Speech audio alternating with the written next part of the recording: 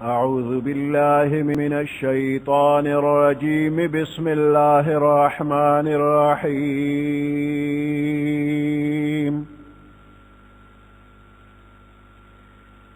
الحمد لله رب العالمين الرحمن الرحيم مالك يوم الدين.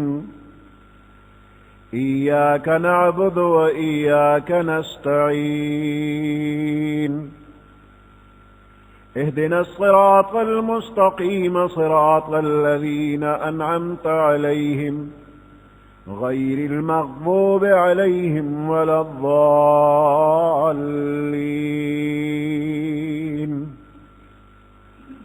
صدق الله العظيم.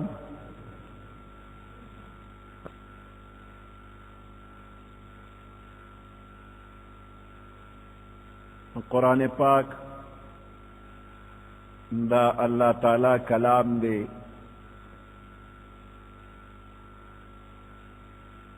دا اللہ تعالی کتاب دے. پیغمبر علیہ السلام تا پیوزل پورا قرآن نہ دے نازل شوے، بلکہ مختلف حالاتو او ضروریاتو پا مناسبت باندے مختلف آیاتنا دا پیغمبر علیہ السلام زمانہ کے با نازل دل. دیو جنا دا پیغمبر علیہ السلام پا زمانہ کے دا ممکن نوا کہ دا شورونا قرآن پاک پا یو کتابی شکل کی اولی کلیشی او محفوظ کلیشی. پا ابتدا دا اسلام کے دا قرآن پاک دا حفاظت دا پارا دا طولو نزیاد زور پا قوت حافظہ اچولے کے دبا.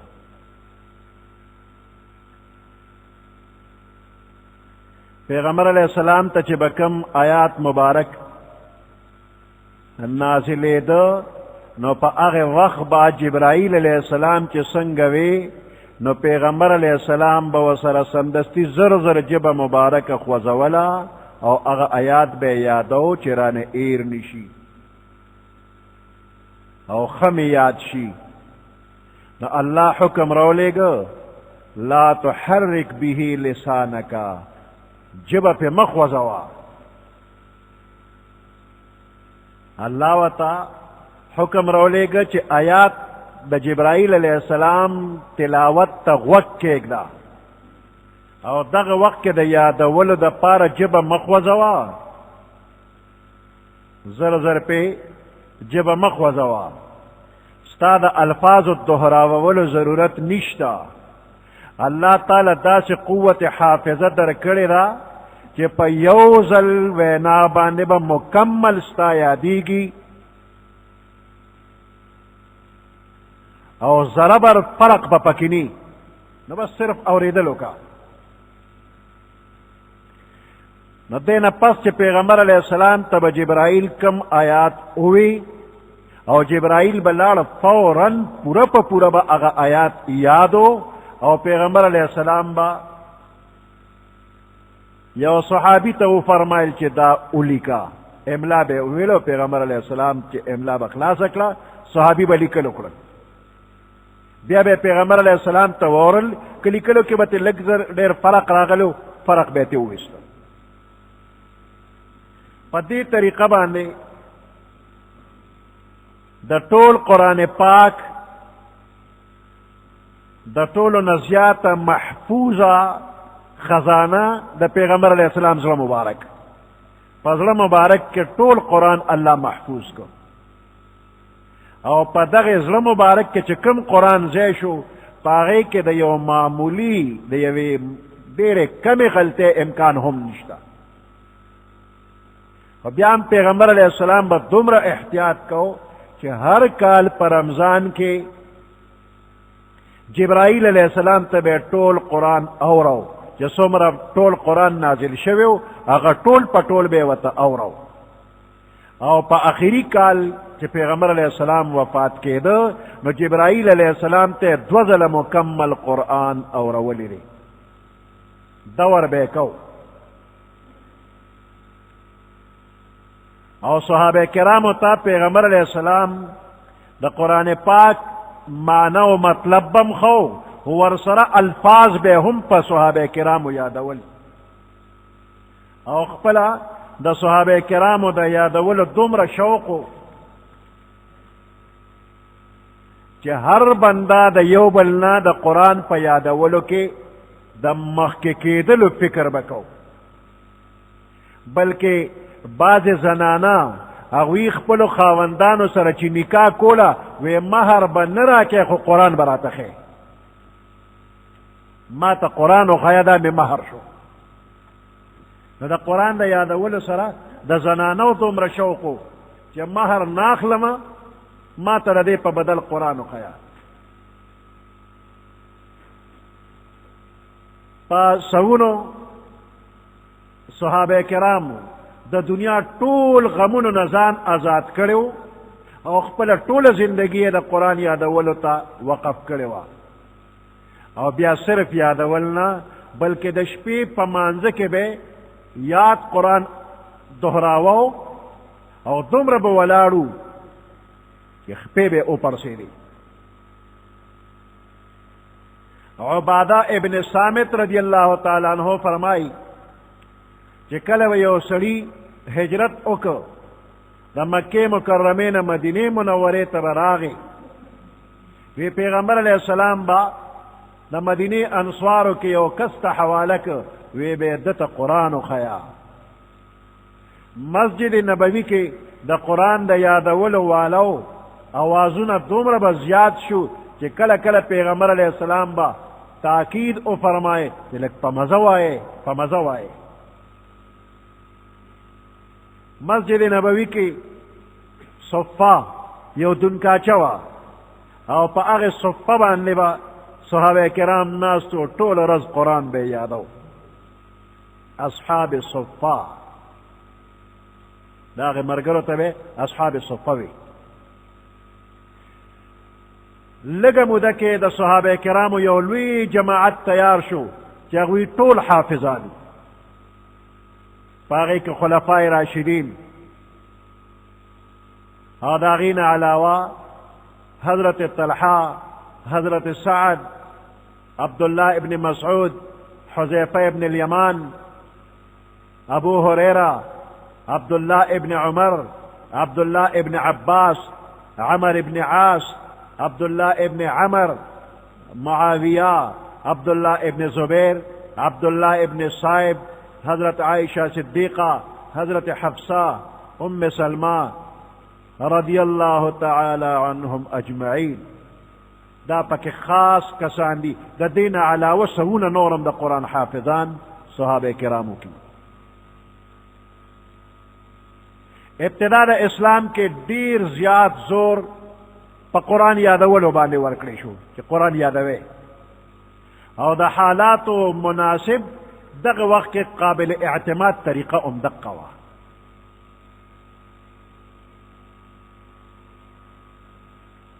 دغه وخت کې د لیکلو لوستلو والو تعداد کمو او د کتاب چاپ کولو دپاره پرس او چاپخانې نه وې نو که صرف لیکلو باندې اعتماد کېدی نو قرآن به دومره وسیع پیمانه باندې خور شوی نه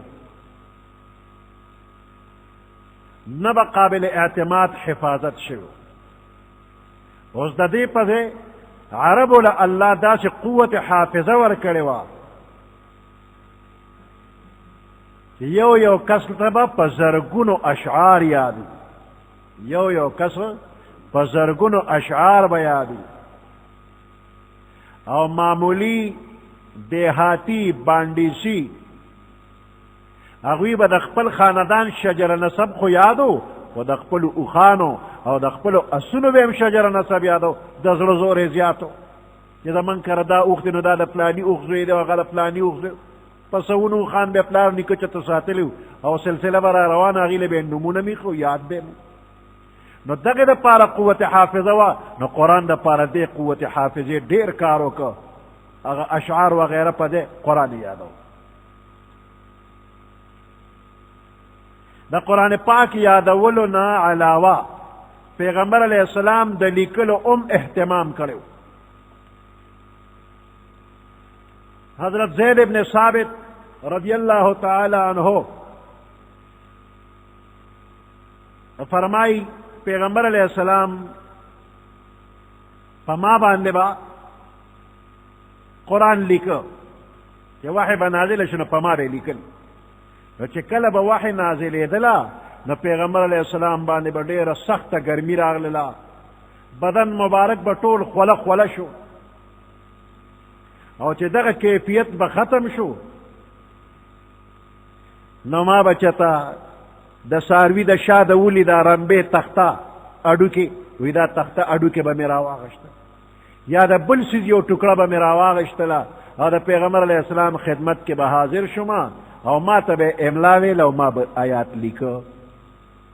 وی د لیکلو نه چې به فارغ شوم نو د قرآن د نقل کولو بوج به ما داسې محسوسو چې ما به وی زما پتون به د ډېره زوره اوس مات شي او زه به بیا د ګرځېدو قابل نیم. وی چې ما به لیکلو کړو نو پیغمبر علیه السلام به وی ووروه، ما به هغه لیکلو ته کتل او رول به مې کول، لکه ما نه څه معمولي غلطي به مې شوې وه هغه به یې راته ټیک کړله، بیا به یې چې خلکو ته اوس ووروه. نو کوم آیات چې به نازلېده پیغمبر علیه السلام به په یو کاتب په خپل مخ کې هغه لیکل، د پیغمبر علیه السلام مخ کې به آیات ولیکلی شو، بیا به پیغمبر علیه السلام ته اورو. د حضرت زید ابن ثابت رضی اللہ تعالی عنہ نه علاوه نور صحابه کرامو باندې هم پیغمبر علیہ السلام کتابت او لیکل با کول. پاغی کے خلفاء راشدین هم دی پاغی ویم لیکل کول. عبی ابن کعب، زبیر ابن العوام، معاویہ رضی اللہ تعالی عنہ، مغیرہ ابن شعبہ، خالد ابن ولید، ثابت ابن قیس، ابان ابن سعید وغیرہ رضی اللہ تعالی عنہم دا خاص طور باندې قابل ذکر دی، نورو باندې بیم لیکل کول، خاص کاتبانو دا. حضرت عثمان رضی اللہ تعالیٰ عنہ فرمائی وی دا پیغمبر علیہ السلام دا طریقہ وا چې دا قرآن پاک کما حسب نازل شلا نو کاتب تبه ویل چې دا په فلانی صورت کې د فلانی آیات نه رستو د فلانی آیات نه مخ کې اولیکا، دا آیات ترتیب بم پیغمبر علیہ السلام خو. دغه زمانہ کې کاغذ کمو نو دا قرآن آیاتونه زیاد تر کانو باندې، سرمنه باندې، د قجرو په لختو باندې، په بانس باندې، د ونو په پاڼو باندې، د سارو په اډوکو باندې لیکل کېده به. البته کله کله به کاغذ ملاوېده، په کاغذ به هم لیکل، نو کاغذ کمو. نو په دې طریقه د پیغمبر علیہ السلام په زمانه کې د قرآن پاک لیکل نسخه تیار شولا، د پیغمبر علیہ السلام په نگرانۍ کې ټول قرآن ولیکل شو، خو یو کتابی شکل کې نو، په مختلفو ټوټو باندې ټول قرآن لیکل شوی دی د پیغمبر علیہ السلام مخکې. او دې سره صحابه کرامو د خپل یاداشت د پر ځان لبم لیکل کول، چې د چا به څومره زړه غوښتل نو د قرآن پاک حصې به ځان له لیکلې. حضرت عمر رضی اللہ تعالیٰ عنہ چې مسلمانېده دا د اسلام ابتدا وه، نو دی د خور او د اوښي کور ته چې لاړه او ور یې وډبو، قصه مشهوره ده معلومه ده. هغه وخت کې حضرت خباب رضی اللہ تعالیٰ عنہ د عمر رضی اللہ تعالیٰ عنہ خور او اوښي ته قرآن خو خپل لیکلې صحیفه ورسره وه. نو په ابتدا کې صحابه کرامو ځان لا د خپل یاداشت لپاره به هم لیکل کول.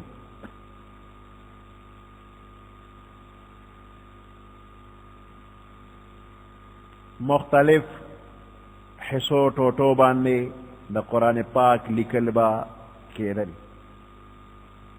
او ډیر زیات زور په قوت حافظه اچولی شوی. ډیرو صحابه کرامو قرآن پورا یاد کړو. اوس کتابی شکل ته راتلل دا څنګه وشو؟ ابو بکر صدیق رضی اللہ تعالی عنہ په خپل دور خلافت کې د پیغمبر علیه السلام د وفات نه وروستو دا خبره ضروري وګڼله چې دا مختلف ځایونو کې قرآن آیاتونه لیکلي شوي دي، دا راجمع کول غواړي، یو ځای او محفوظ کول غواړي. نو خپله ابو بکر صدیق رضی اللہ تعالی عنہ فرمائی، زید ابن ثابت رضی اللہ تعالیٰ عنہ روایت کی چې جنگ یمامه وشوله د ابو بکر صدیق رضی اللہ تعالیٰ عنہ وخت کې یو جنگ وشو، هغې ته وی جنگ یمامه. نو د دغې جنگ یمامه نه وروستو زید ابن ثابت وی زه ابو بکر صدیق رضی اللہ تعالیٰ عنہ راوغوستلم. زه چې ورغلم حضرت عمر رضی اللہ تعالیٰ عنہ هم موجودو.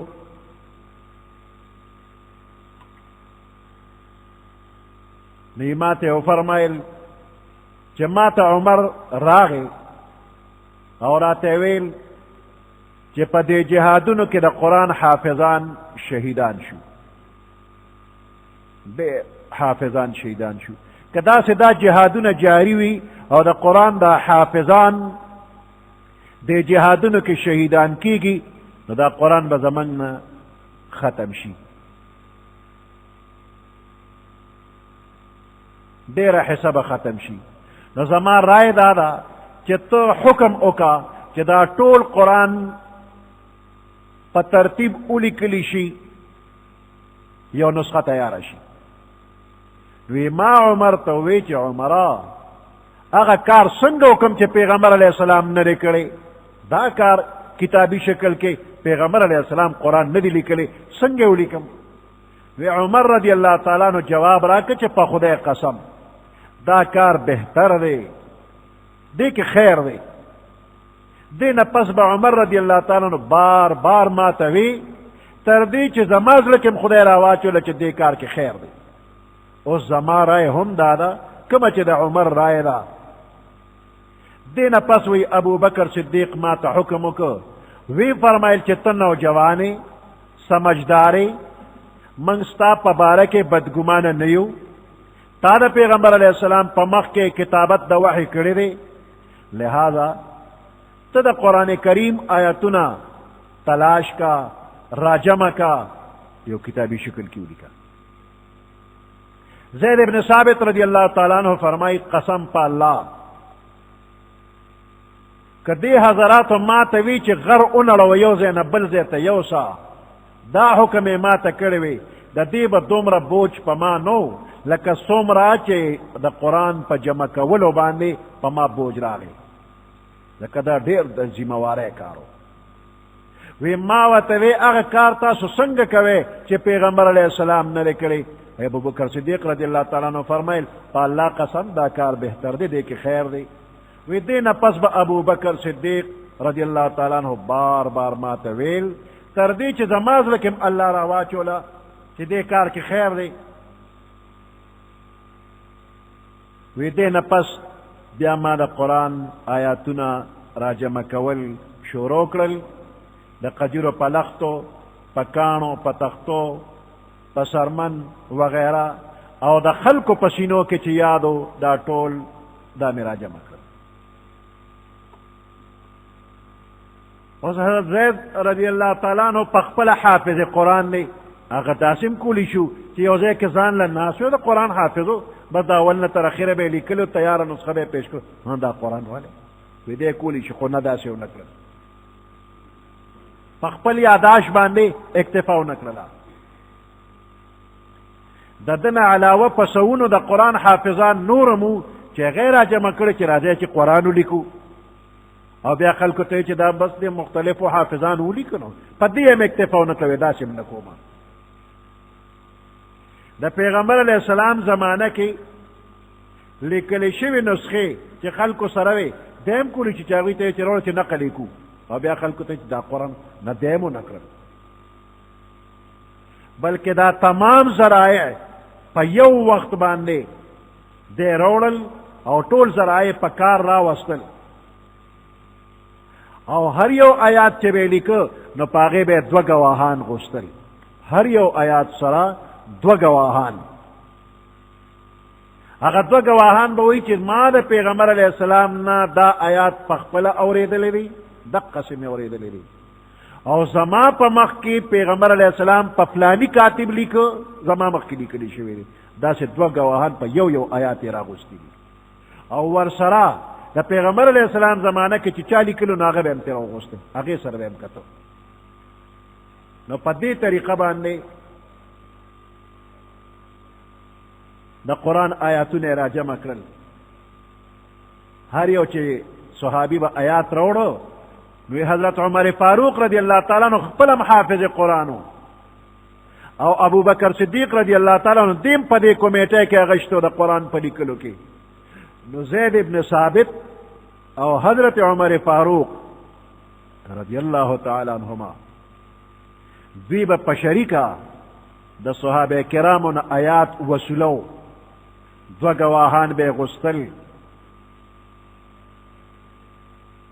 هغوی به زمنګ په مخ کې نازل شوی دی، زمنګ په مخ کې پیغمبر علیه السلام لیکلی دی او موږ ته اورېدلی دی.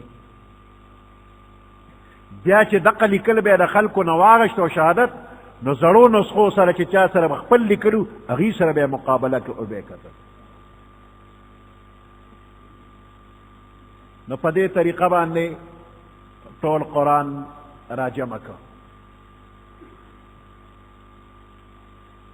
خو بیا هم یو کتاب کې نو.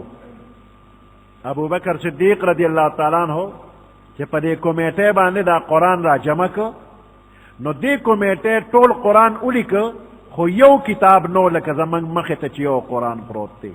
څنګه هر یو صورت یې ځان له ځان له سپاره کې ولیکه. صورت بقره ځان له سپاره ده، آل عمران ځان له ولیکه، جدا کتاب دی. صورت یاسین ځان له کتاب دی. داسې یو یو صورت ځان له ځان له کتاب شو. او دې نسخې ته لفظ نوم کېښوده، اصل.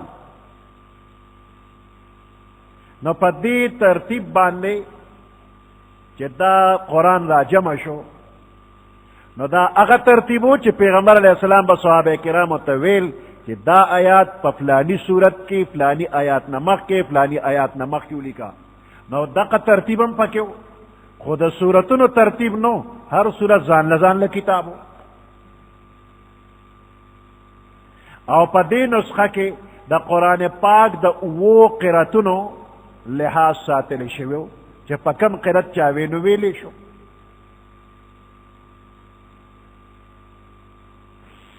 د دې نسخې د لیکلو مقصد دا و چې یو مرتب نسخه د تمام امت لپاره اجماعي تصدیق سره تیار شي، چې کله اختلاف راشي چې دې سره مقابله کوي، بیا دې ته رجوع کیږي.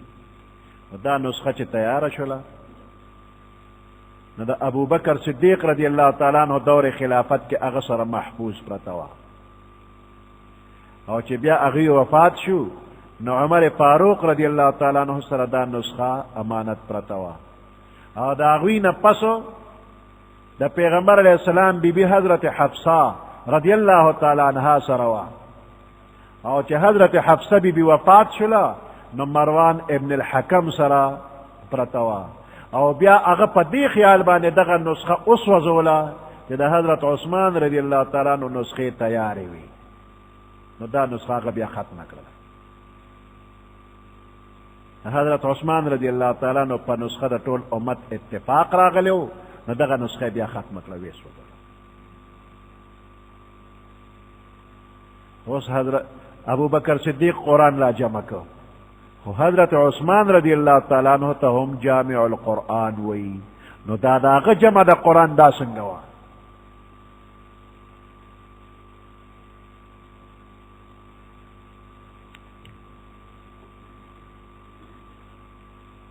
حضرت عثمان جامع القرآن، دا واقعه داسې ده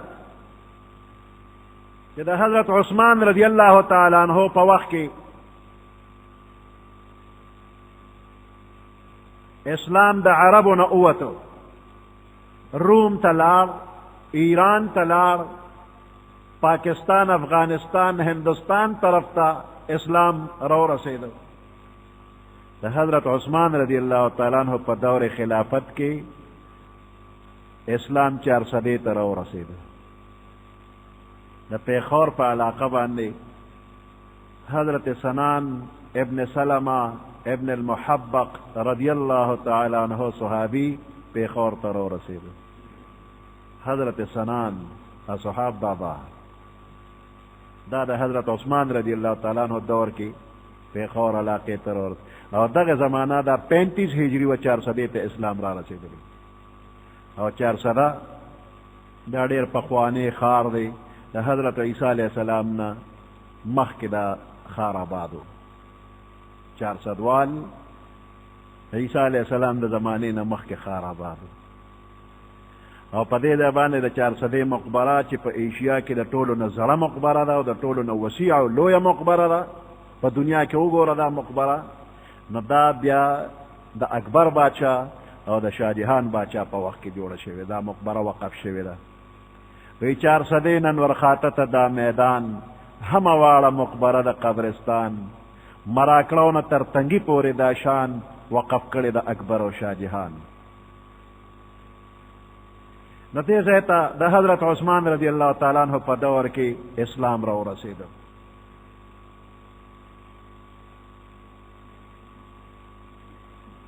ہر نوی علاقہ کے چھ خلق با مسلمانان شو نو دا اغی مجاہدینو نا قرآن بے ازدکو چھ دا چات بلاس بانے بدویتا دا اسلام کل نعمت ملو شوو. دا اغی تاجرانو نبی قرآن دکو چه کم تاجران با دوی علاقه تراغلیو او بیا با دا اغوی پلاس دی مسلمانانو. او مخی خطا سوید چه قرآن پا او قراتونو راغلیو. نو مختلف صحابه کرامو دا پیغمبر علیہ السلام نا مختلف قراءت مطابق قرآن ذکرو. نو ہر صحابی خپل شاگرد تا دا اغه قراءت مطابق قرآن خولید کم چه اغه دا پیغمبر علیہ السلام نزده کرد. نو دا شانته دا قراءتونو اختلاف لری لری ملکونو تو رسیده. نو کم خلق چه دا دین واقفو چه قرآن پا وو قراءتونو راغلی ری نو اغه خلقو که خو اختلاف نو و چه کم خلق لری علاقو کی دیو دا دی اختلاف نا خبر نو کہ قرآن پا وہ قراءتو دے نو اغی خلقو کے بجگڑے پیخیلی. بعض خلقو بخپل قرات تا ٹک وی او دا بل قرات تا بے غلط وی. دی جگڑو کے دا خطروا کہ متواتر قرآن تا سو غلط وی نو سنگین جرم کئی لویا گناہ دا. او بل دا کہ حضرت زید رضی اللہ تعالیٰ نو کما نسخہ دا قرآن لکلی وا اخو پا مدینہ منورہ کے موجود وا نو نور علاقوں کے خونوا. پا طول عالم اسلام کے دا سے معیاری نسخہ بل نوا کہ دا امت دا پارا غا حجت و دلیل شی. اور نور زان لا انفرادی چچا نسخی لکلے وی پاغے کے دا او قراءتنو دا جمع کولو اہتمام نو. نو دا جگڑو فیصلے دا پارا قابل اعتماد طریقہ داوا کہ پا تمام عالم اسلام کے یو نسخہ رخورشی کہ پاغے کے دا او قراءتن لحاظ بھی او کم قرأت ٹھیک تے او کم غلط دے دا پتہ پکی لگی. دا کارنامہ حضرت عثمان رضی اللہ تعالیٰ عنہ کڑی دا غسنگو کڑلا. حذیفہ ابن الیمان رضی اللہ تعالیٰ عنہ دا آرمینیا او آذربیجان چی دا روس علاقی ری پدے کی جہاد لتلو او اغدے کی اولی دل کہ خلق دا قرآن پاک پا قراءتنو کی یو بل سر اختلاف کی. نو دی چی مدینہ منوری تا واپس راغے نو حضرت عثمان رضی اللہ تعالیٰ عنہ تا ورغے یا امیر المؤمنین ادرک الامہ. امیر المؤمنین امت بیاموما ویسا چل شوی دی وی دا اللہ دا کتاب پا بارکی دا یہود و نسوارا و پشانت اختلاف پا مسلمانانو کی راغلے دی. علاج یې وکړه. وی څه چلو شو؟ وی آرمینیا محاذ باندې جنګېدو، جهاد هم کو. وی د شام خلق د ابی ابن کعب قرائت وی، عراق والتی خبر نه دي د دې قرائت نه. عراق خلق د عبدالله ابن مسعود د قرائت مطابق قرآن وی، شام والتی نه دي خبر. وی دوی چې یو بل ته مخامخ شي، یو ته وی کافر، بل بل ته وی کافر، غلط قرآن وی غلط قرآن وی، دا خو ټول خرابېږي په دې. حضرت عثمان رضی اللہ تعالیٰ عنہ دا خطره مخکې نه محسوس کړې وه، اطلاع ورته ملو شوې وه چې په مدینه کې هم داسې واقعات شته.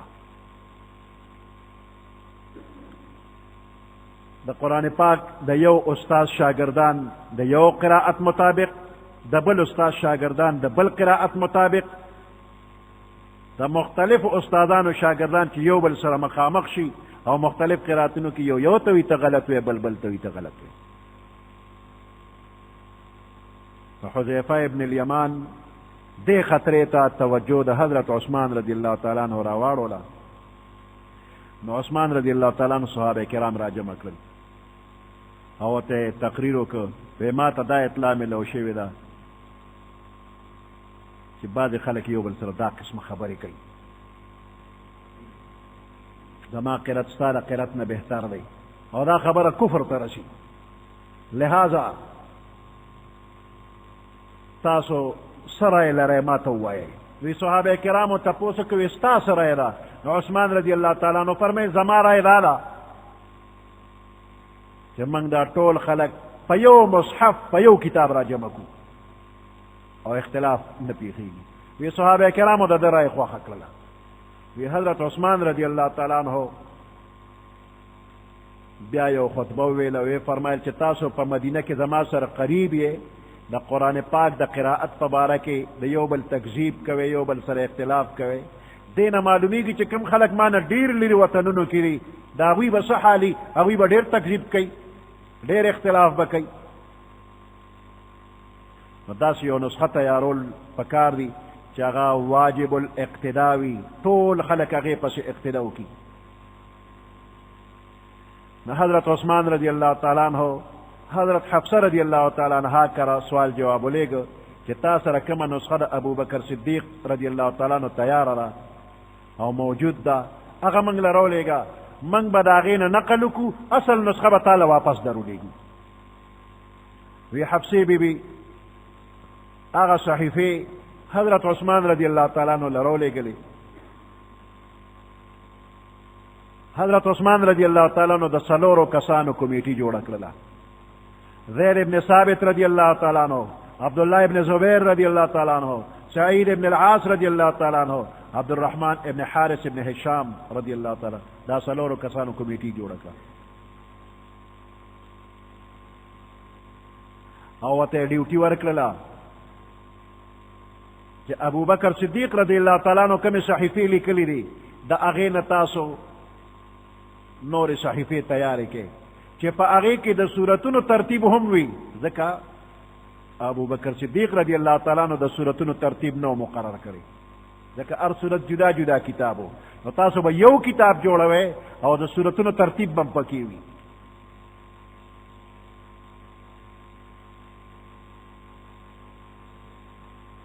وی دا څلور واړه صحابه کرام په دې کې زید رضی الله تعالی عنہ انصاري او دا درې کسان دا قریشي. وی عثمان رضی الله تعالی عنہ فرمایل چې ستاسو د زید ترمنځ د قرآن په یو حصه کې اختلاف راشي چې کم یو لفظ په کومه طریقه ولیکو، لیکلو کې اختلاف راشي، نو تاسو د قریشو په زبان باندې دی ولیکئ، ځکه قرآن په قریشي زبان نازل دی.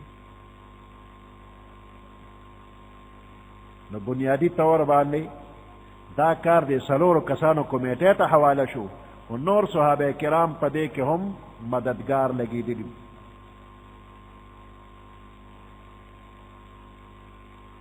د ابوبکر صدیق رضی الله تعالی عنہ زمانه کې چې کومه نسخه تیاره شوې وه په هغې کې صورتونه مرتب نه و، هر صورت جدا جدا کتاب و، او دې کمیټې چې کوم قرآن ولیکه نو هغې کې صورتونه په ترتیب کړل.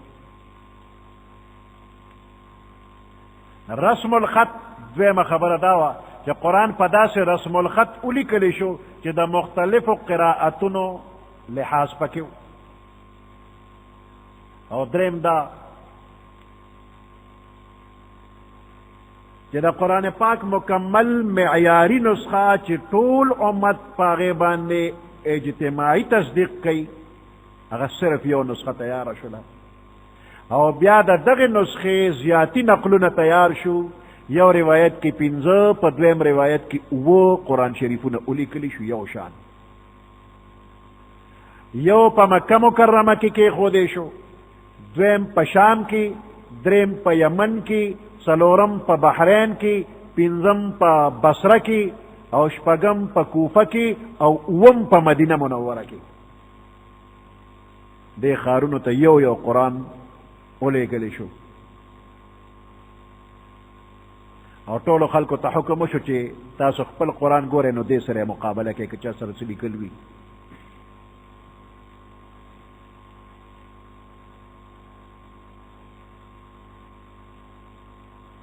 دې نه پس حضرت عثمان رضی الله تعالی عنہ نورې نسخې چې چا سره وي نو هغې ته حکم وکړو دغه نسخې ختمې کې ځکه دې نه بیا وروستو اختلاف پیدا کېږي. یوه نسخه بس تیاره پاتې شو. د قرآن اصل نسخه چې دې کمیټې ولیکله وی دا اصل شو او د دې نه که د چا سره مختلف لیکل وي ختم یې کې. وی ټولو صحابه کرامو د عثمان رضی الله تعالی عنہ دا کار ډېر ښه وګڼو، تایید یې وکړو، حمایت یې وکړو.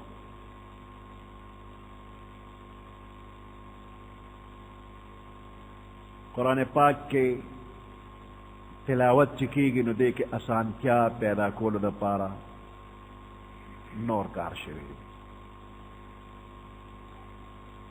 فیصله وشوله چې عثمان رضی الله تعالی عنہ دا قرآن په کم طرز ولیکه بس دې نه پس ټول امت به هم په دغې طرز لیکل کوي، بل طرز به پکې ني. رسم عثماني باندې به لیکي. دا واجب شو چې بل خط به څوک نه لیکي، همدقسې خط به لیکي. په دغه قرآن پاک کې نقطې نه وې، زبر زیر پیش شد مد دا پکې نه. نو د عجمو لپاره دا کار ګران و، ځکه اسلام عجمي ملکونو ته چې ورسېده نو د دې خبرې ضرورت پېښ شو چې نقطې او زبر زیر پیش دې وشي. عرب چې نه هغوی ته خو آسانو، لکه موږ چې اردو پښتو بغیر د زور زیر نه وایو نو عربو بغیر د زور زیر نه قرآن ښه ویلی شو، خو موږ نه شو ویلی. نو زموږ دپاره دې بزرګانو دا خواري وکړله چې زور زیر پیش نقطه شد مد دی راله جوړ کړه ورته یې ولګول. اوس دا کار چا کړی دی؟ نو دا حجاج ابن یوسف کړی دی. د مشرانو په مشوره باندې حسن بصری، یحیی ابن یعمر، نصر ابن عاصم اللیثی وغیرہ دې بزرگانو مشوره وا او حجاج ابن یوسف دا کار کړی دی. زور زیر پیش وغیرہ شد مد نقطه د حجاج ابن یوسف کړی. اوس دا قرآن پاک و منزله دی، دا کار پکې چا چلولی دی؟ وی صحابه کرام او تابعین د دوی معمول دا و چې په یو هفته کې به قرآن ټول خلاصو. نو د دې مقصد دپاره روزانه تلاوت دپاره یو مقدار مقررول، دې ته حزب وی یا ورته منزل وی. نو ټول قرآن پاک د اوه منزله جوړ کړی دی. نو دا منزل د کوم ځای نه شروع کېږي او په کوم ځای ختمیږي؟ اوه منزله قرآن که په هفته کې څوک قرآن خلاصوي. نو دې دپاره د قرائت دا کتابونه وغیره دي، دوی وی فمی بشوق، وی دا لفظ دکه نو دې نه ترتیب معلومیږي. اوس فمی بشوق دا خو یو حرف راغشت دی او د یو منزل د سر ټکي دی. نو فی سورة فاتحه رنبنی منزل د سورة فاتحه نه شروع شي، سورة نساء پورې یو منزل، یو حزب سورت فاتحینا سورت نساء پوری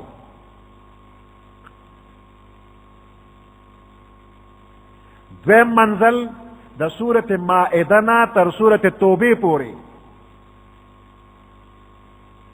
دویم منزل د سورت مائدنا سورت توبه پوری او دریم منزل د سورت یونس نا سورت نحل پوری او سلورم منزل د سورت بنی اسرائیل نا سورت الفرقان پوری دی او پنزم د سورت شعرانا سورت یاسین پوری دی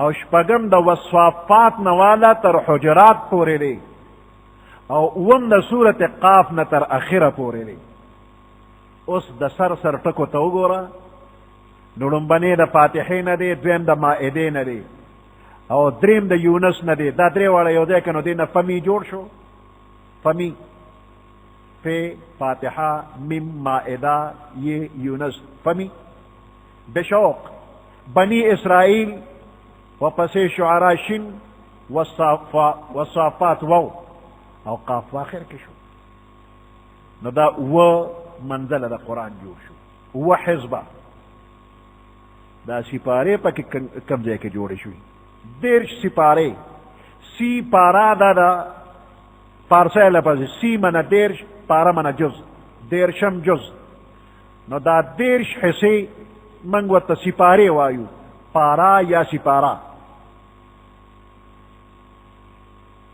وی دا دے ماشومانو چه قرآن وی نو دا دوی دا اسانتیا پا خیال باندے دیرش مساوی حصے جوڑی کری دی